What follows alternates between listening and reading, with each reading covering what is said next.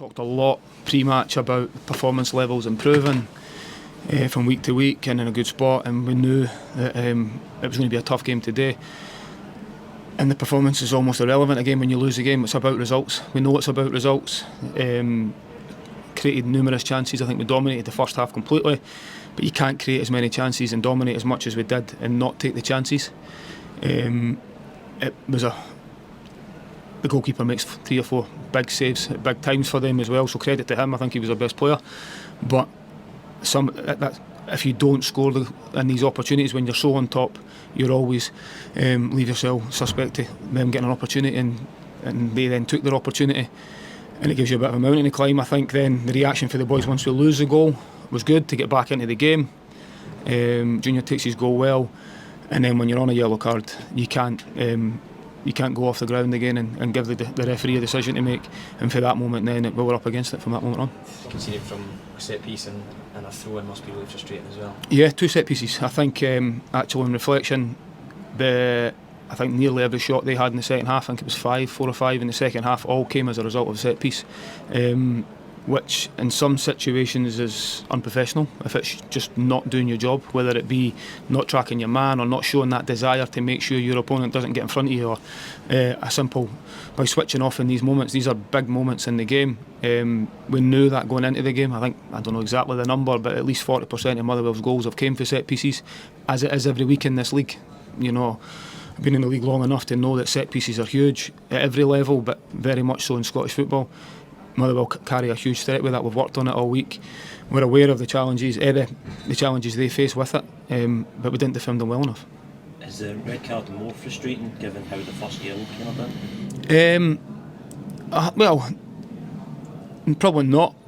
Yes, because of the fact that there's not really been. He's on a yellow. The situation here is he can't do what he does in the second half, being on a yellow card, regardless of what you get for the first one for, whether he's looking for it, whether it's contact. That's all debatable. The issue is when you're on a yellow card, you can't do what you do in the second half. You can't leave the ground. You can't jump into a tackle like that, especially in that situation in the pitch. It wasn't going anywhere, and from that moment, then it's definitely cost us. Are you at the stage, do you give up on these players and move on to somebody else? No, you certainly don't give up on anybody, not at all. It's a collective. We win or we lose all together. When you look at, again, the goals we've lost today, it was switching off at set pieces. It was obviously where we need to improve. We know we've created enough chances, clear-cut chances, the goalkeeper, the big moments in the game, and I think had we took the chances in the first half for the level of dominance we had, today's a very different afternoon, and we're sitting here talking about how good the squad's been and the things I talked about pre-match and all the improvements we've seen.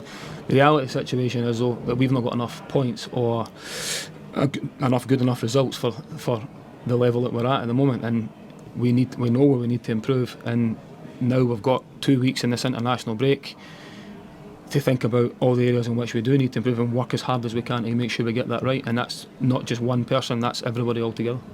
Nectar hold his hands up in the dressing room afterwards? Yeah, naturally I think he knows he's made the mistake. I think you know that straight away, but it doesn't change anything. I think that's just one of these, he needs to learn from it. You can't, as I've already touched on, and when you're on a yellow card you can't go to ground, especially not in that situation. I understand it if you're the last man and you're trying your best to stop a clear obvious goal scoring opportunity, but in that situation it's just a lack of discipline and out of character for him, to be honest. But at the same time he needs to learn from that, and we certainly can't accept that.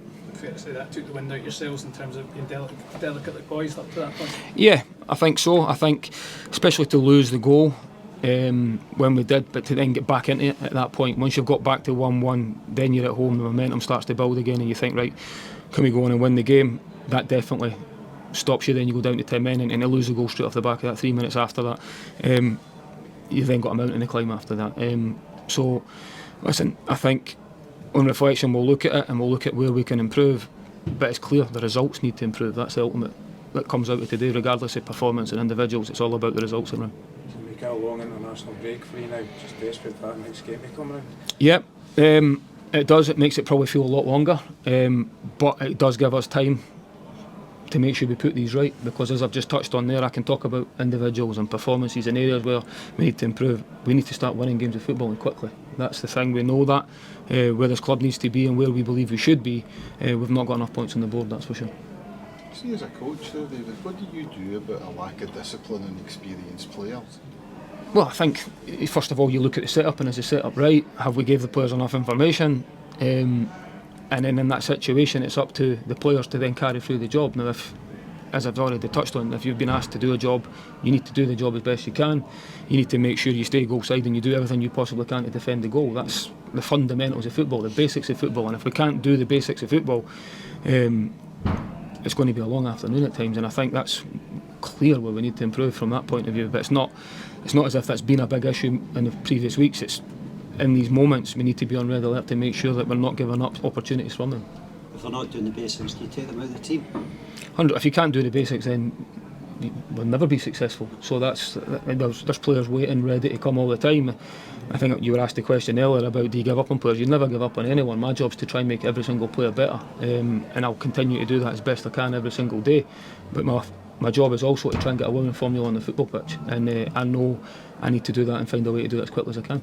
The missed chances as well, David, that you're talking about, how do you tackle that as a coach? Because it's down to sort of individuals in the moment, isn't it? Yeah, listen, it's hard to reenact that game situation, but you try and just practice as much as you can. I would be much more concerned if you weren't creating any chances at all, but they're big moments in big games, at big times in the game, and we know, I keep saying the same thing, but know that they're big chances at big times, and I think we need to, it's a confidence thing as well.